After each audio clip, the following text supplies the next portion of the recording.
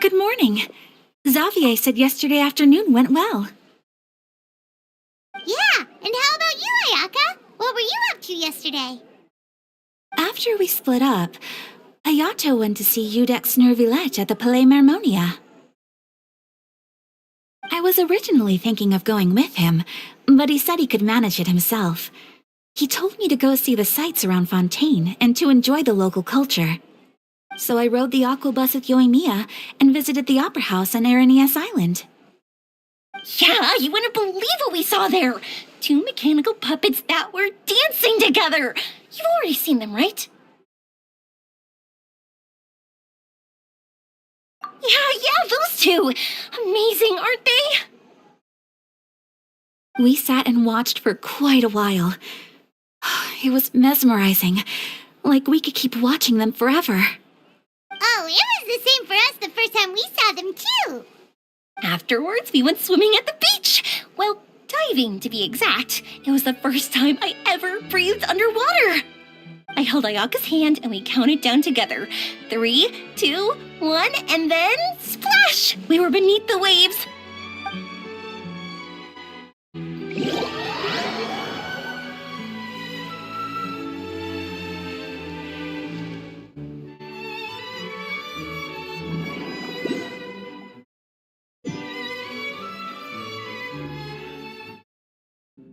At first, I didn't dare to open my mouth.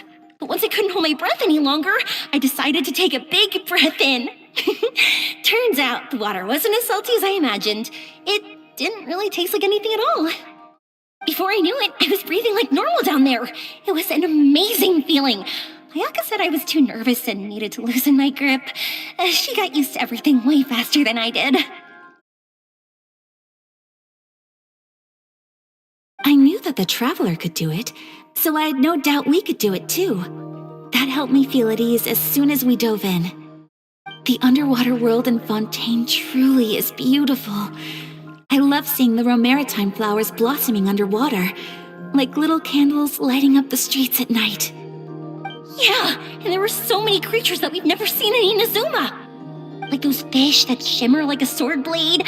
Whoosh! Oh, and those big fish that call when they see people. Ooh. Oh, you mean hunters, rays, and blubber beasts. I just love the name Blubber Beast. Just wait till Pops and the others hear about this. They probably won't believe a word I say.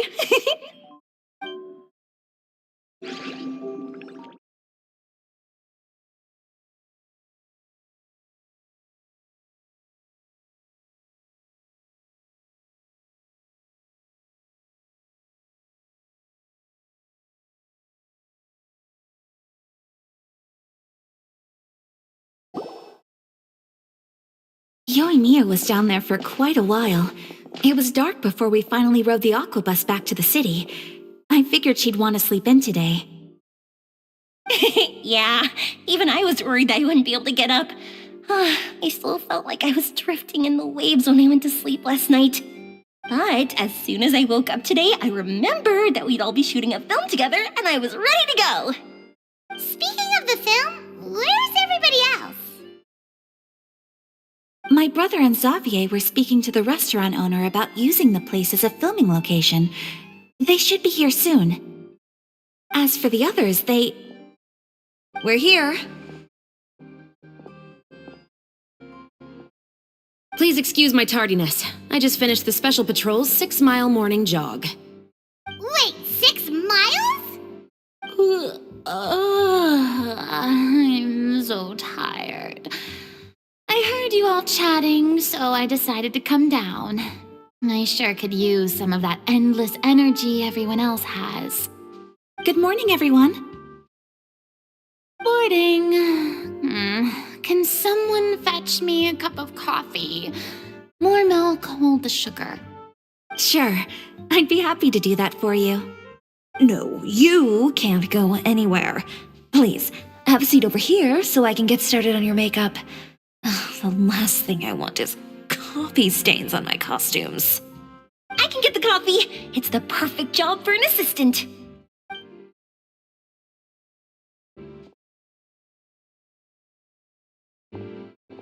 So much energy. Seriously, what's her secret? Oh, Yamia's always like that.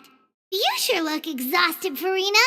It's because you're not used to waking up so early, huh? Of course not.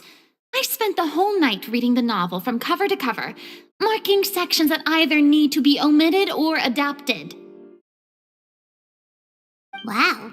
Paimon didn't expect you to be so thorough. Well, I was the biggest star in all of Fontaine after all.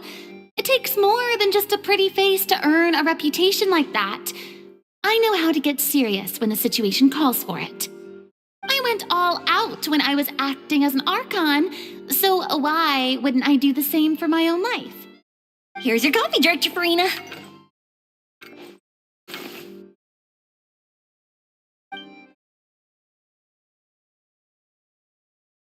Oh, thank you.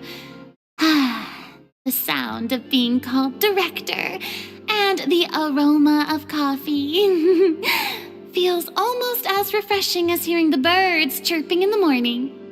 Ah, it seems everyone has managed to arrive on time. We've reached an agreement with the restaurant owner. We are free to use the second floor to shoot our film. Really? That's great! He is really looking forward to our film and hopes that providing his restaurant as a filming location will attract more customers. Well then, Mr. Xavier, I'll leave the rest to you. Okay, thanks. First, I'd like to introduce our new members. This is our prop manager, Veronique. She'll be in charge of all the film's props and items. And this is Bonneau, our lighting technician. He'll be in charge of lighting and illumination to set up each scene's atmosphere. Wow. Sure feels like we have some real professionals joining the crew now. First of all, please allow me to first express my sincerest gratitude to everyone in the crew. When my investor informed me yesterday that he wouldn't be able to provide the funds, I really thought that this was the nail in the coffin for this film. I had no idea that I'd find so many people willing to help me on such short notice. Thank you. Thank you all from the bottom of my heart. No need to be so cordial, Mr. Xavier. We're all honored to be a part of this. Your works made a profound impression on me when I saw them back in Inazuma. I am sure that someday, this film will be remembered as a prime example of cultural exchange between Fontaine and Inazuma.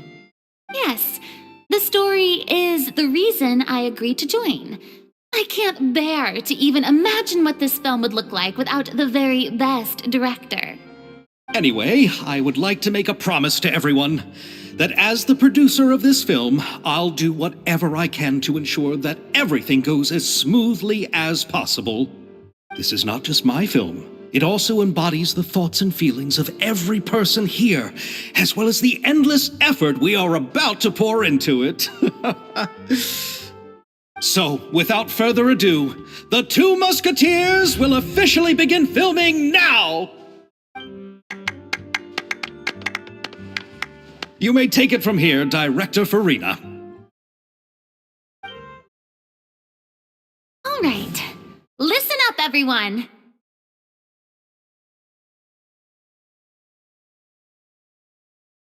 The first scene takes place when the two young musketeers are living at the Baron's home, still unaware of all that is about to happen to them. We'll need props and lighting to set the scene. Our lead actors can go get their makeup done, and extras, please take this time to go over your positions. Whoa. Seems Farina's really kicking things into gear as the director. Is everyone clear? I don't want anyone traipsing around the set like umbrella finches. All right, cameras will start rolling as soon as the set is ready. Let's make a film that'll make some serious waves in Fontaine. Not the kind of waves that drown people. I mean, the good kind of waves. Seems like she's still a bit traumatized by that. Anyway, let's go see if there's anything we can do to help.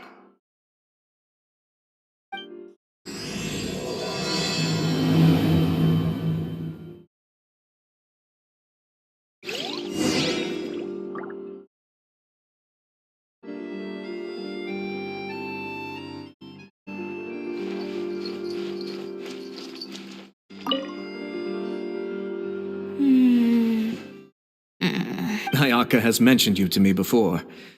She said that you two were great friends when you were kids. No talking. I'm thinking about how to do your eyeshadow. Ah, yes. To help me really look the part. To achieve a more young and naive look for this scene. Are you saying the wrinkles around my eyes are too deep? You just have too much of a calculating look in your eyes. You sure don't mince your words. It seems you really haven't changed much. Quiet.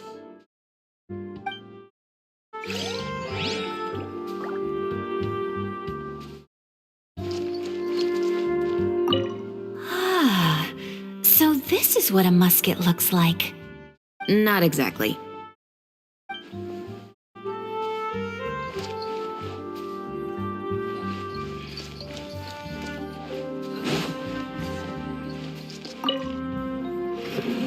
How about here? A little more to the left. You got it. Hey, Yoimiya, do you need a hand? No, I'm fine. You know, doing the lighting is kind of like designing a fireworks show. It's interesting to imagine what kind of atmosphere the lights will create. I heard that the Traveler will be operating the camera and Paimon will be the clapper loader, right? Those roles are just perfect for the two of you. Really? Is that because it'll be easy for Paimon to hold the clapperboard while flying? Well, sure, there's that, but that's not exactly what I meant. I just think that after all your journeys together, you two must have developed a super close bond and just naturally know how to work with each other. If I'm not mistaken, the director will want the cameras rolling as soon as the clapperboard goes clack. Oh, I see. It's amazing to see the magic behind filmmaking. Yoimiya, we need lights over there, too. Oh, on it! I've got to get back to work. Chat with you later. Oh, it's exciting to see so many people working together to bring the film to life.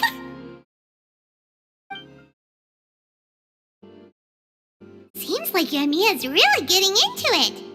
But she was right. We do have a super close bond, don't we?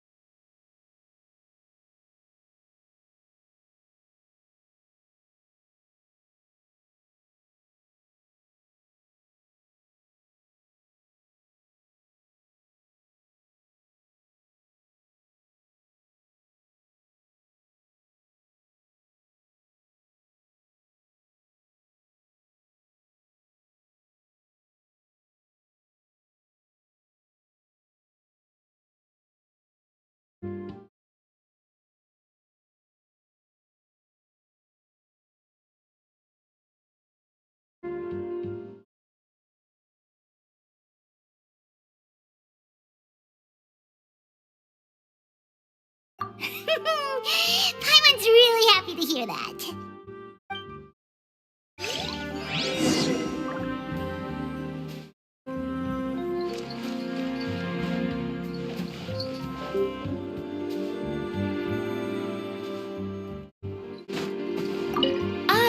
don't need any help here. Why don't you try asking someone else?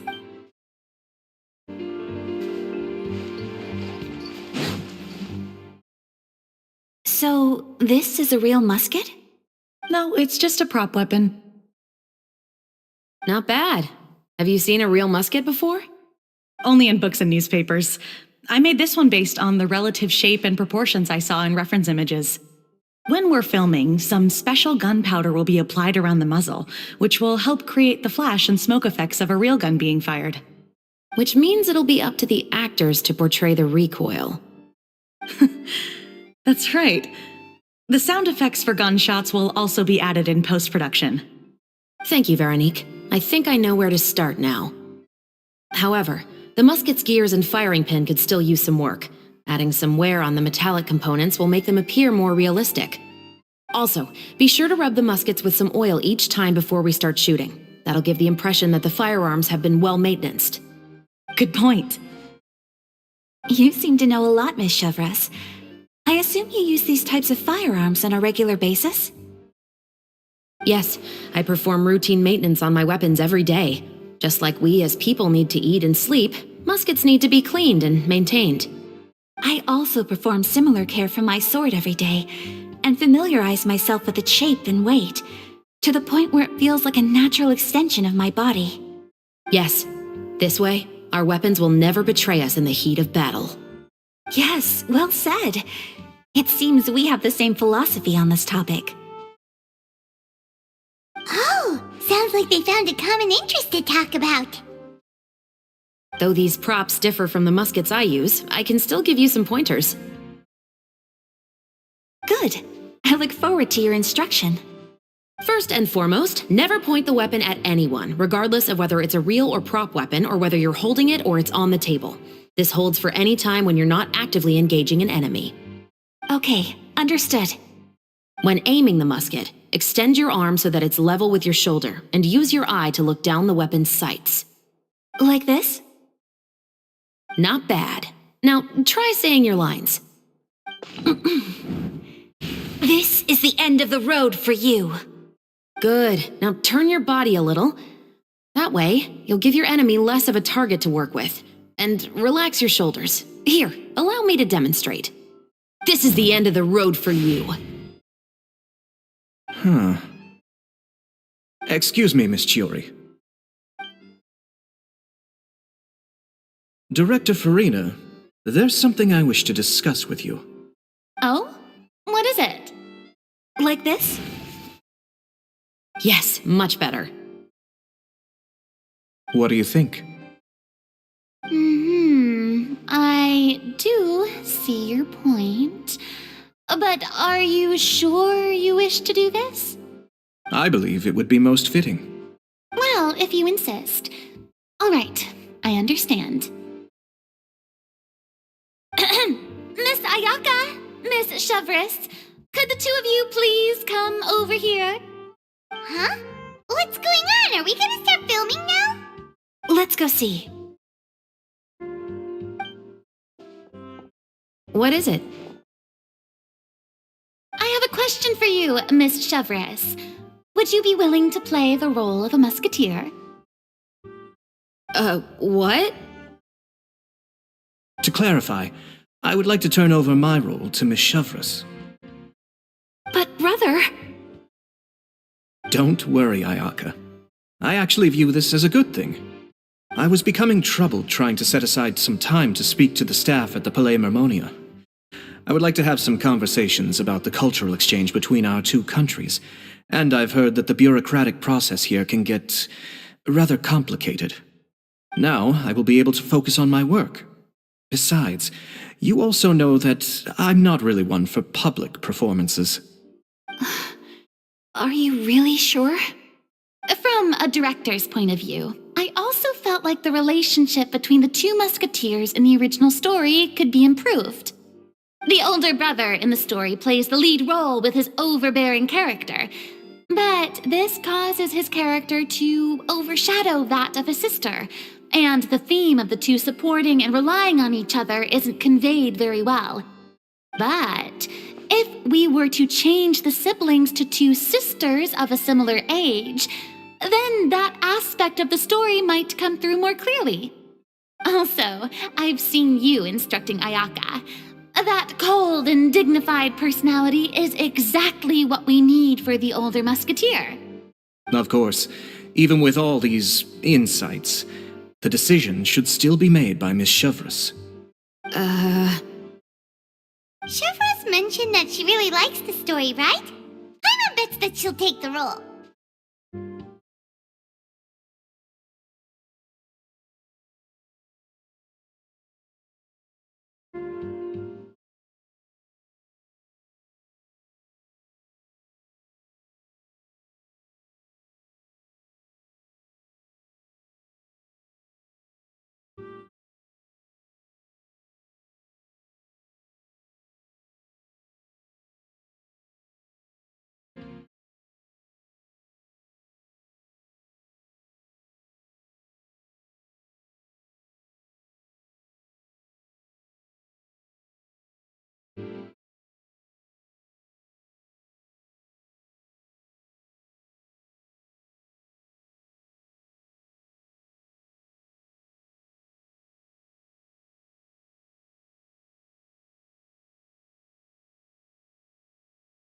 All right, I'll take the role.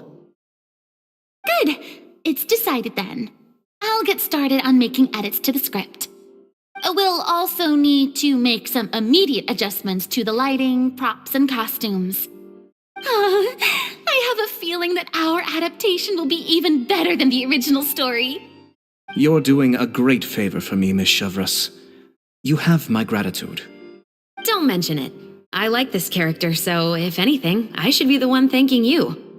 Well, since my brother is the one who brought up the idea, I suppose there's no need to worry. Let's go, Miss Chevreuse.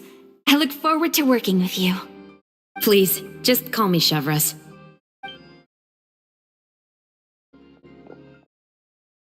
Seems like you're really going out of your way to solve the problem I was having with your makeup. Surely you jest, Chiori. I assure you that I was mostly motivated by a desire to spend more time on formal business. Oh, come on. You really think I'd buy that? According to what I've heard from Ayaka, her brother is someone who can juggle 10 different matters at the same time. I'm sure you have other reasons for backing out. Perhaps. Ayaka always said she wanted to go out and see more of the world, just like the Traveler. But I feel that she needs not only to see other nations, but also to make some different kinds of friends. I think it would be harder for her to make new connections with me constantly by her side. I would like to give her some space. All right, go on. Spoil her some more. Ayato, it's too bad you're stepping down from the role. Paimon really wanted to see you act as a musketeer.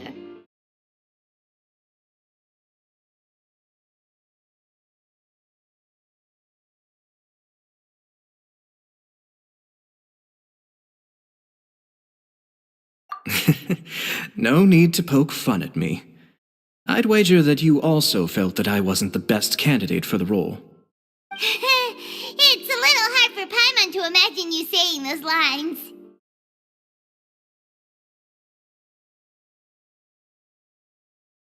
Yes, I've made an appointment to meet some people from the Palais Mermonia. Now, I will have some more time to prepare. Traveler, get the camera ready. Paimon, get the clapperboard. Actors, to your positions. We're about to start shooting the first scene.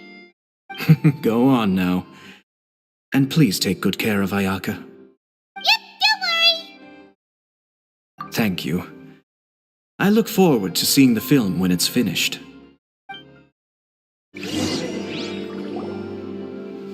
All right, now that we're all here, let me help set the scene for everyone.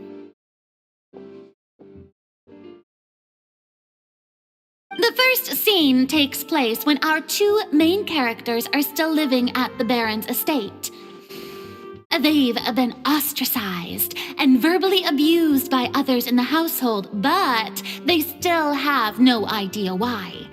We want to capture how naive and innocent they are despite their pain.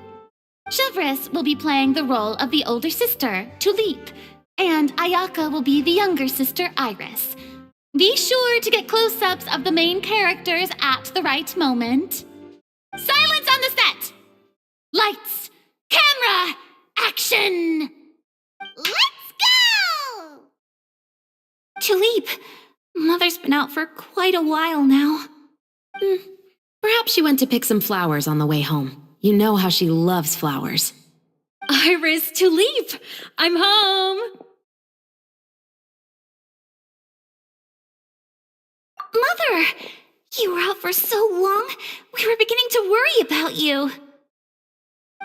I'm sorry, but I'm back now, safe and sound. Here, I brought your favorite treat, apple turnovers.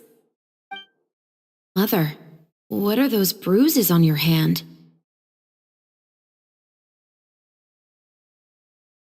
Huh? What bruises? Oh, I must have bumped into something while I was working yesterday. But I didn't notice them this morning. Then perhaps they're from when I accidentally tripped when I was out just now. By the way, did you have fun playing at home? What's the matter, Iris? Well, we've realized that no one really wants to play with us. They even took Iris's doll and spat at us. And they even called us names. They said we were... Shh, it's all right, don't worry. Girls, listen to me. It doesn't matter what anyone says. Don't listen to them. No one can define you with such words. You both have wonderful lives ahead of you. Just like your names. You will both blossom like beautiful flowers. Maybe your time to blossom hasn't quite come yet, but one day, you two will bloom more beautifully than anything else. Don't let the soil you're in now ruin your future beauty. Understand? My dear daughters.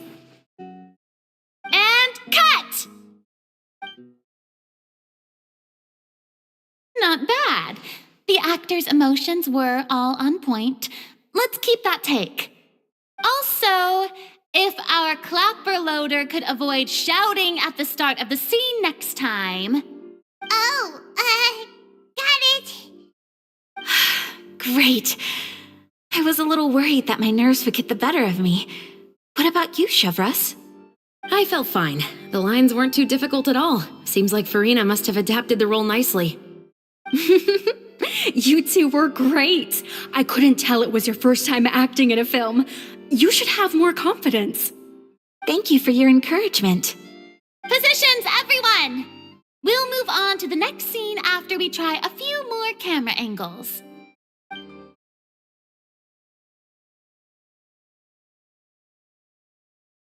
This scene is when our two characters return home, only to discover their mother has been murdered. Ready? Lights! Camera! Action! Mother, we're back! Mother?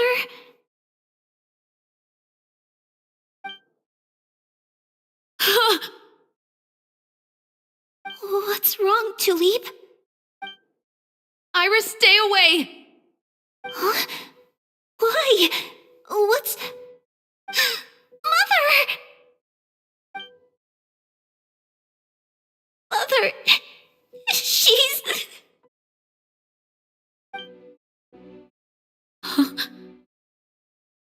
There's poison in this cup.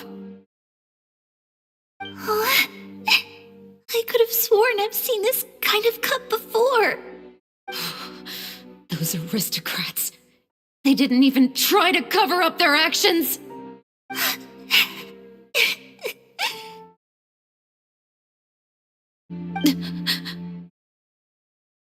Iris, we need to leave this place. Leave? But now that Mother is gone, where can we even go? Anywhere. All I know is that we can't stay in this house.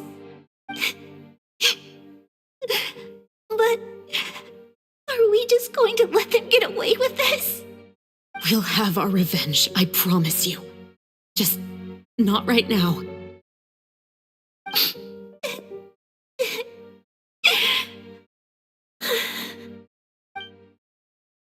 Come on, let's go. No, wait.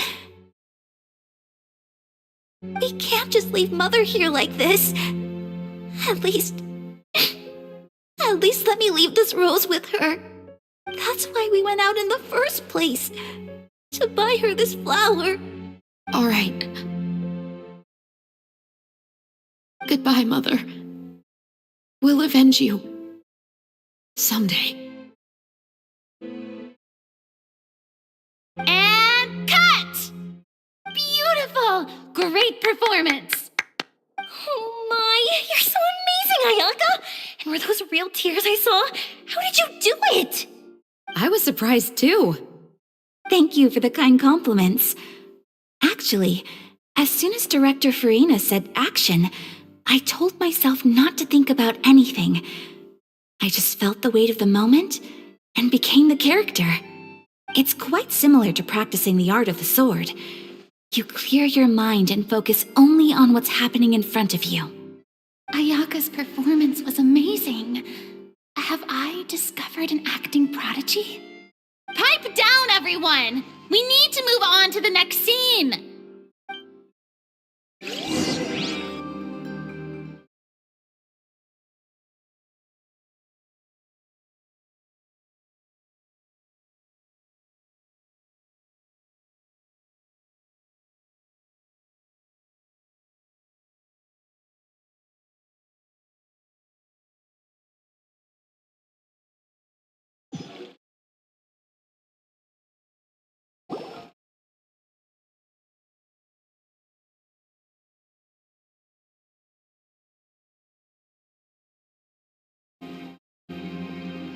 Huh? Are we done already? But Paimon wants to keep playing with the clapperboard. How do you feel, Traveler? Is your arm sore from holding the camera all day? Good work, you two. You too, Shivers. You were quite the actress today. I've read this novel many times before. I have a good grasp of my character's mindset. Anyway, do you remember my request from yesterday? Oh, right! We were having so much fun that Paimon nearly forgot! You have a case where the murders seem really similar to the cases in the novel, right? So, how are they similar exactly? In the story, the main characters grow up to become two musketeers, always using their guns to carry out their revenge. And on each of the victims, they place a rainbow rose as a signal that they've returned. Yes, that's correct. We found rainbow roses just like in the novel. Seems like you're connecting the dots now. Oh, that does sound pretty concerning. Especially after seeing the script today. Oh, now Paimon can't stop wondering what kind of ulterior motive the murderer might have. What do you think, Traveler? You're smart. Paimon wants to hear your thoughts.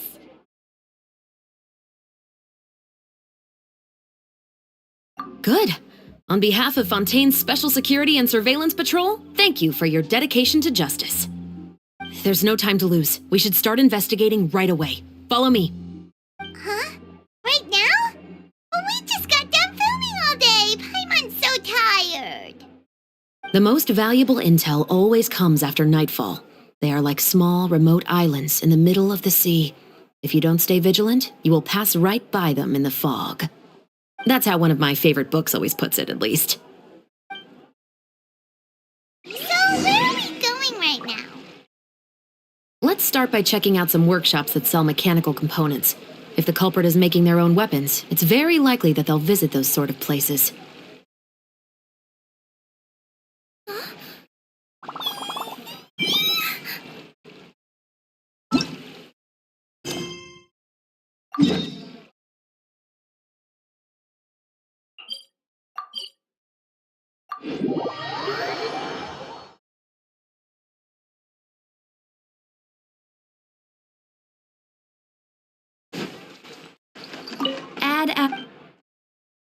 Thank you for Ad Astra.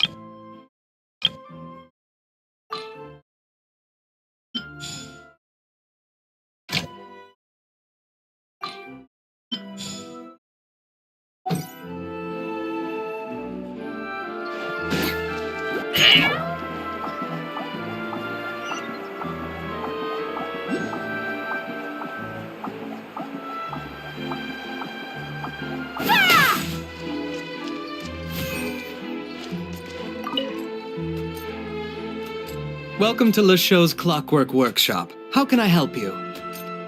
Hello. I'd like to know if anyone has purchased some special components lately. Special components? Sorry, could you be more specific? I mean the kind of components that aren't typically used for clockwork toys, but for firearms. Huh? For firearms? No, we don't sell those sort of things here. Don't misunderstand. I'm not here to cause any trouble. We are merely investigating a case, and we're hoping that you could cooperate. Well, to be completely honest, I'm not even sure what kind of components that would entail. Has anyone ever purchased components here as an individual rather than on behalf of an organization? We have a lot of customers who buy toys, but those who buy components are all regular customers who buy in bulk on behalf of their organization. Is that so? I understand. Thank you for your cooperation. You're welcome. It's the least I can do.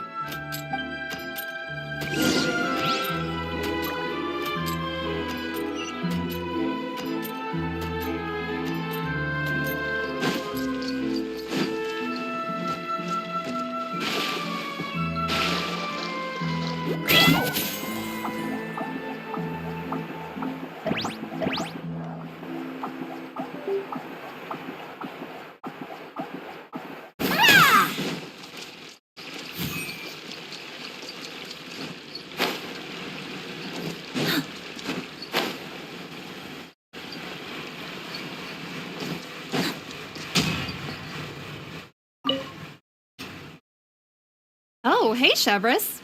Run out of oil for your musket again? Hello, Estelle. I want to know if anyone has come to your shop recently to order some firearm components. Oh, is this another case? Let me think. I don't think so. Some people have requested that I make some prop guns for the Fontinalia Film Festival, but I refused all of those requests. Oh? Why's that? Because there's no profit! I only make things here that can do some real heavy lifting. I don't have the energy to make some new molds just for the festival. Then has anybody come specifically looking for mechanical components? Well, I usually sell off my scrap to the Fleuve Cendre. I don't typically give them to one specific person. I understand. Thanks for your cooperation. Don't mention it. Always happy to have the Musketeers' patronage. Seems like we haven't found any leads to go off yet. Yeah, unfortunately. All right, let's head to Fleuve Cendre next. Huh? Are you sure? People might not be so thrilled to see the captain of the special patrol there. You think so, huh? Then I guess you don't know. Huh? Know what? That I grew up in Fleuve Cendre.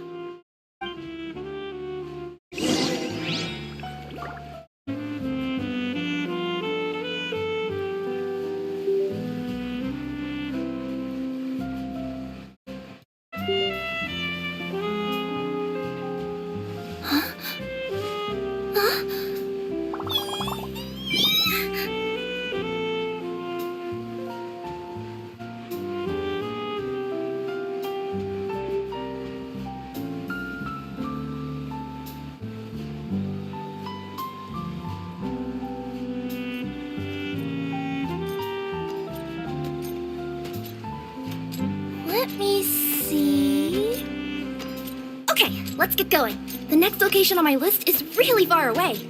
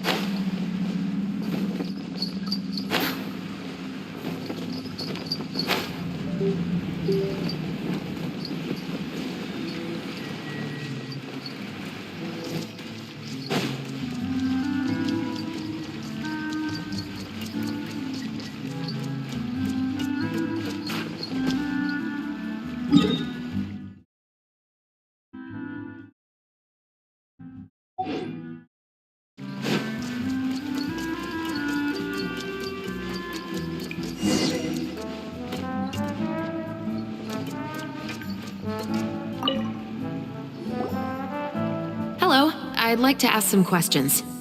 I don't know anything. Don't worry, I'm not here to arrest anybody. You say that now. It's the truth. Here, take this as my guarantee. Wait, did Paimon just see what she thinks she saw? Is the captain of the special patrol bribing a citizen?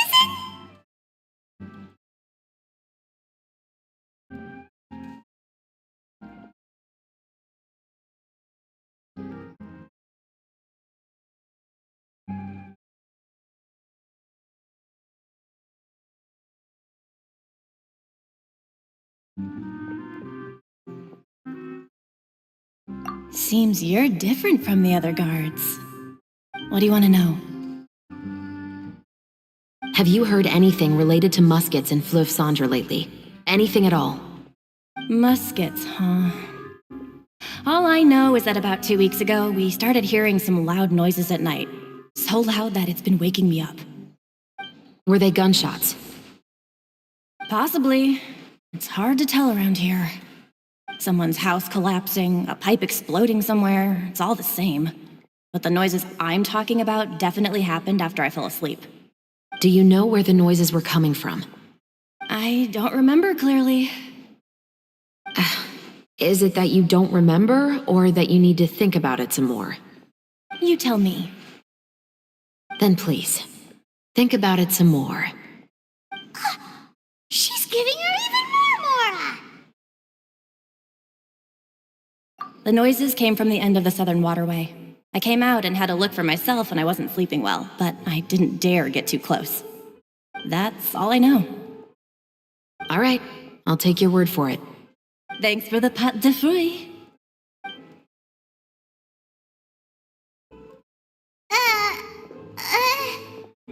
No need to be surprised. I grew up here, remember? I know how to get people around here to talk.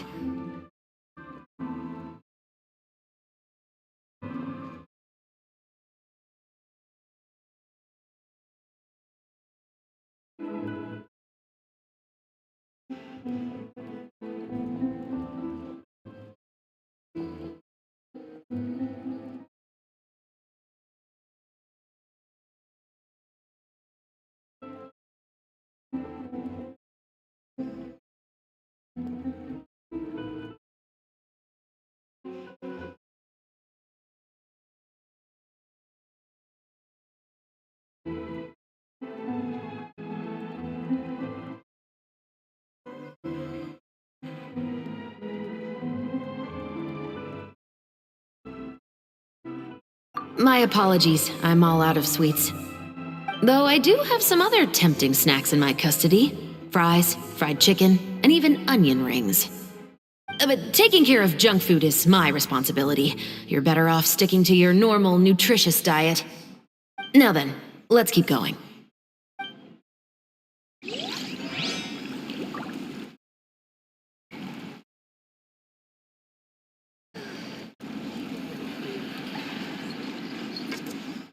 You're most certainly correct.